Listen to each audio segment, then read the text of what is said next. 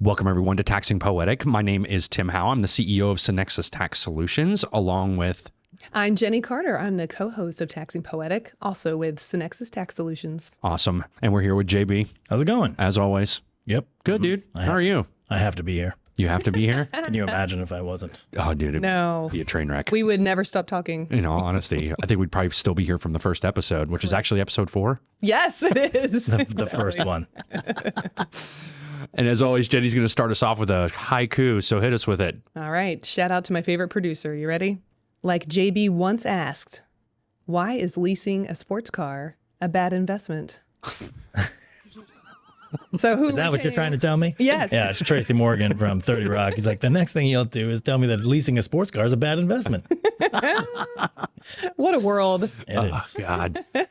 Well, speaking of leasing, that's why we're here today. We are going to talk about taxation of leases. And what really got this conversation kicked off was the recent Illinois law that was passed regarding taxation of leases. Tim, why don't you tell us a little bit about this Illinois law? Okay, so Illinois, basically in June, the Illinois governor signed a House Bill 4951, which basically makes significant changes to the state laws for income tax, franchise tax, sales and use, and a number of different things. One of the biggest pieces of that legislation was a sales tax on leases.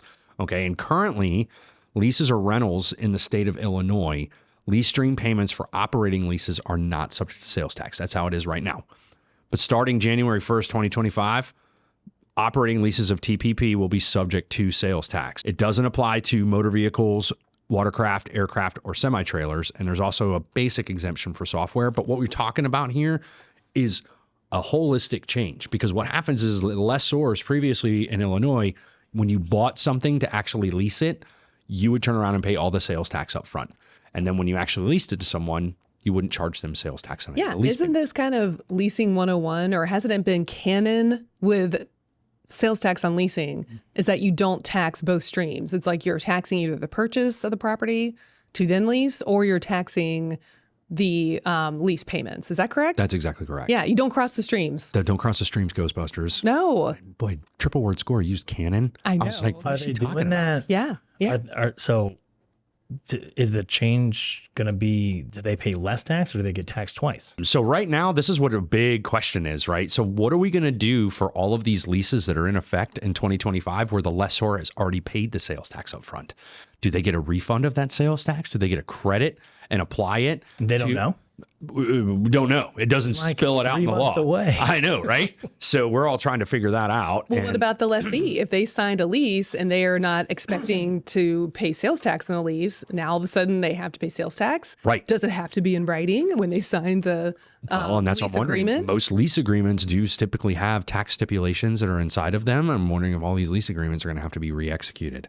I don't know. There's some very, very interesting questions. But then when we talk about those specific carve-outs, right, for motor vehicles, watercraft, aircraft, this begs the question of what truly is a lease. Typically, in most states, you pay an ad valorem tax on your vehicle when you actually register it, right? You pay a one-time upfront tax. It's not really a sales tax. It's a tax on the registration or exchange of title of the vehicle, okay? So if Jenny turns around and buys a brand new Porsche a couple of, 5 years ago. You just gave me a raise. Okay, there we go. Paid all this ad valorem tax. When she sells it to someone else, that person goes and re-registers it. Guess what? The state gets more tax. I know. I don't like it Well, it's just part of the way that we for work. myself. I know you don't like it for yourself, but it's part of the function that happens in state tax law, and that they want to be able to get it on every single exchange of the vehicle. Now, granted, it's not going to be on the original cost new. It's technically on the Blue Book value, or what the state determines, which is very interesting. We got to kind of figure out how these states determine what the values of these vehicles I thought it was on the sales price. No. Nope. Oh. It is not on the sales price. It's actually on the fair market value of the vehicle. Yes. So it gets quite interesting, but that's for motor vehicles. Now, if we're talking about a lease of tangible personal property, that will be like the lease of what, Jenny? A bicycle, A copier. a generator, Yeah. right? Any of these things. And so if you are leasing one of these things for a finite period of time, you're going to pay tax on your monthly lease stream payments. But what normally happens is the lessor, when they buy that piece of equipment, they issue what? A resale exemption certificate. Okay. So they don't have to pay tax on it up front. And then they just tax the lease stream payments. Well, guess what? this has kind of trickled down to some other types of leases. So when we're talking about aircraft leases, okay? So a lot of people, when they buy an aircraft, they'll actually purchase it into an LLC. They'll issue a resale exemption certificate so they don't have to pay sales tax on the purchase of that aircraft. And then what they do is they tax the lease stream payments, and they may be leasing it to themselves, right? Because that aircraft is in one LLC and they maybe own another business LLC, and then the LLCs just kind of exchange payment for the usage of that aircraft, and they get to turn around and tax those lease stream payments. And it extends, that sales tax payment over the effective life of the aircraft, right? It is completely legal. A number of people set these things up this way. Is that what we did for the Synexus jet? That's exactly correct. The Cessna 172 that was purchased in 1969. Oh, jeez. And that's what they're doing right now with leases, or that's what they're going to do? That's what most people do with leases right now. But what's happening, like in Illinois, get rid of the aircraft example, Illinois is very, very different. All these lessors are paying all this tax on these pieces of equipment up front. Okay. So you buy this Cat D100, this huge, backhoe or like a bulldozer or something like that. Well, in Illinois, they're paying all this tax up front on it, but they may have that equipment for like 15, 20 years, and the lease stream payments forever are exempt. Well, now Illinois is saying, nope, we're not going to do that anymore. As long as you own that piece of equipment and you're leasing it to people, you owe tax on the lease stream. I feel like that's just so insane and flies in the face of everything we have ever known about leases. Well, at least in Illinois, but for most other states, yeah, it is kind of crazy. Like, why would you ever pay tax up front on something that you're going to resale? That just, it doesn't make any sense. Well, that's that was going to be my next question. So is anybody else doing this? Well, most other states have the law that you basically issue a resale exemption certificate and you already tax the lease stream. That's what the normal law is. Right. Most people say you have to pay tax. Well, don't they have that law in Illinois and they're getting rid of it? No. It's the exact opposite. You're paying tax up front. You don't tax the lease stream. But now you are going to tax the lease stream starting January 1st of 2025. But what happens to all this trapped tax that these guys have paid on all this equipment in the past? That's what we don't know. So if you're getting rid of one tax and adding another tax, doesn't that mean that you're just isn't that just shifting? The same? Yeah. No, because what'll happen is if you hold a piece of equipment for 10, 15 years, you could theoretically collect tax on a lease stream value that's greater than the original value of the equipment. Dang. Yeah. So that's why they're doing it. This is a money That's exactly play. it, man. It's a money play. It's a total money play. It's just typical Politicians. Illinois. Typical Illinois. They just don't think things through. And it's like, well, wait a minute. If I'm United Rentals or if I'm Sunbelt or I'm Caterpillar or John Deere and I've got all these leases of this equipment that's out there, like I paid tax on all that stuff when I bought it. Now you're telling me I got to tax these lease streams? What happens to all the tax that I already paid? Can I get it back? Can I file a refund claim? Yeah. What do you think they're going to do? So let's say you are. I doubt they're going to let them file a refund claim, dude. I mean, well, but are you pulling your business out of Illinois? Like, what can you do to avoid the tax? Nothing. I mean, in all honesty, there's not really anything you can do. And what Illinois is probably going to argue is, hey, guess what? You're passing this on to your constituents. It's not a problem. But if I'm a leasing company, I'm going to go, well, dude, I should have never paid tax on this to begin with because in all these other states, I don't pay tax on it right now. What am I doing? Why wouldn't they do it with new leases? Like any lease after January 1st? You would think that would be the smart thing to do. That makes too much sense. Right? But see, that specific language that's in here that states that operating leases in effect, executed or renewed. That word in effect, it's crappy. It could be because of the way that they're not doing it till 2025. Like right now, I could be like, hey, I'll give you 100-year lease on these copiers so that we don't pay this taxes because all we got to do is make sure the lease is in agreement before 2025. And basically they're taking that away. You can't do that. Right. But it still begs the question that it's very underhanded of the state to do this. It was very narrow-minded of them. And I'm wondering, okay, for all these people in the statute of limitations that are within 3 years in Illinois statute, can they go back and file a refund claim on this tax? It's going to be interesting to see how this all plays out.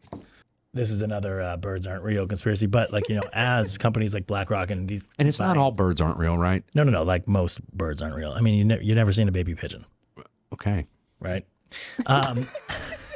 So anyways, yeah. So there's companies like BlackRock. They buy up all these single family homes and the things. And as leasing and renting is actually going to become more of what the middle class does because you can't afford to buy a home, I'm thinking that you're going to end up with these corporate leases that are very appealing to people the same way that health insurance is given. Okay, well, I got to stop you right there. Yeah. So the difference that you're asking about right now is a lease of what? Property. Real property. So the difference is real property leases in every state except for Florida are typically exempted from sales tax. right, but Okay. as this revenue stream, like let's say this works in Illinois really well. But what you're saying is If so now I bought that house with $350,000, and Right. I'm leasing it to somebody. I'm renting it to somebody else. it is a non-taxable transaction in every state except for Florida. And in Florida, it's the vacation rental thing where it's typically, is it less than 6 months? I don't want to speak on this. I think it's We did a whole episode about this. yeah, something. yeah. Like We'll go back and listen to that. but it does beg the question. It's the same. You're saying the same That's thing, what JB. because You're right. it makes just as much sense Yes, to do that, I which see. is none.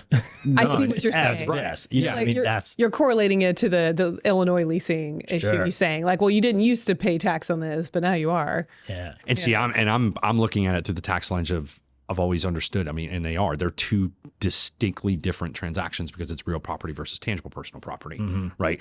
But that does not mean that a state couldn't come through, like you said, with this advent of BlackRock, and there is a lot of REITs becoming very, very popular again, right? With people going out and buying all these pieces of individual family homes and stuff like that, and saying, "Hey, we're just going to come and lease this to you, and you can lease it for the rest of your life."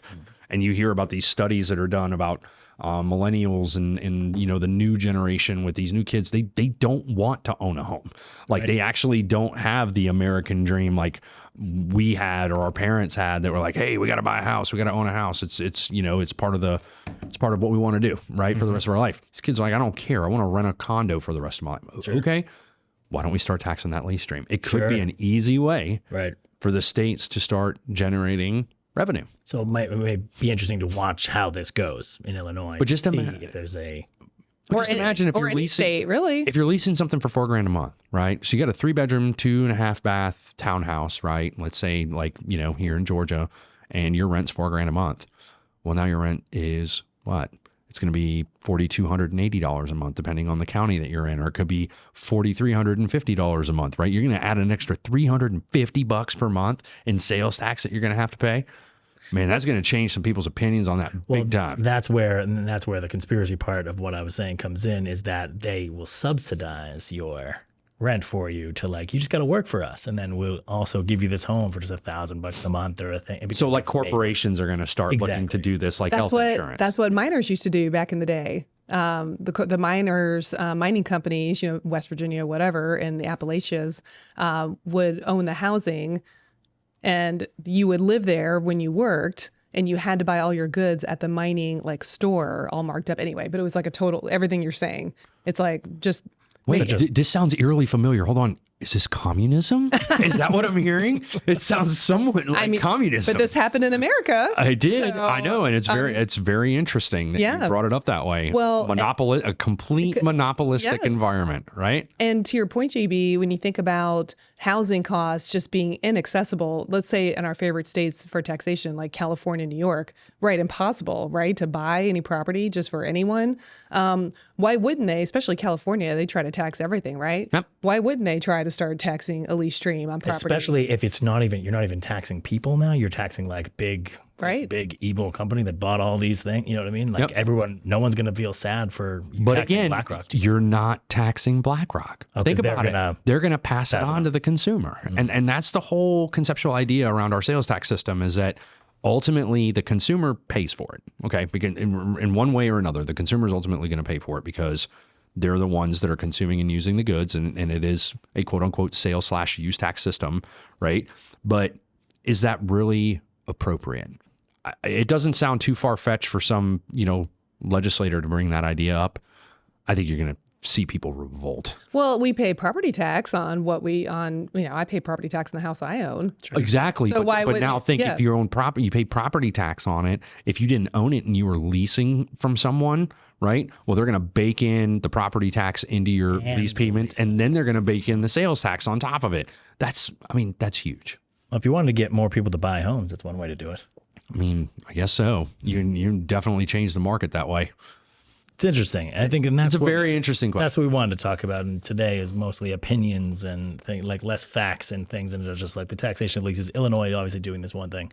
I've always found the taxation of aircraft leases to be so interesting to me. I mean, there was people that I used to work with at a firm that will remain nameless that made their entire careers off of structuring aircraft, transactions. Like you said, they would lease it back to themselves, and so the taxes would just sort of go right to you again. Yeah, I mean, because if you're buying like a G6, if you're going out and buying a huge Gulfstream and you're paying millions and millions of dollars, do you really want to pay like $700,000 worth of sales tax out of the gate?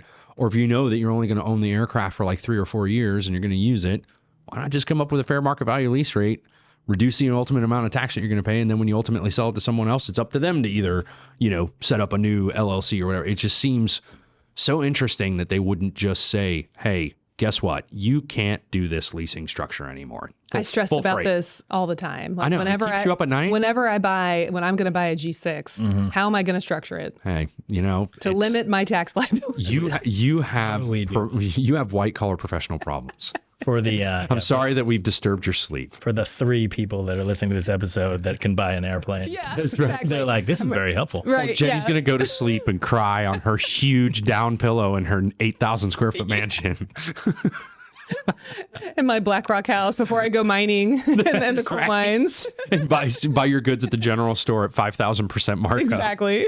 That's a pretty good wrap up. That was everything we talked about right there. You want to do it? Want to wrap this up? Yeah, sure.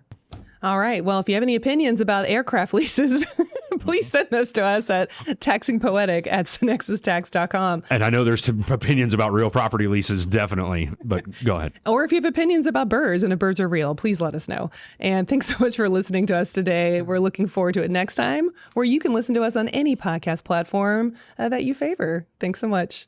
Birds are real.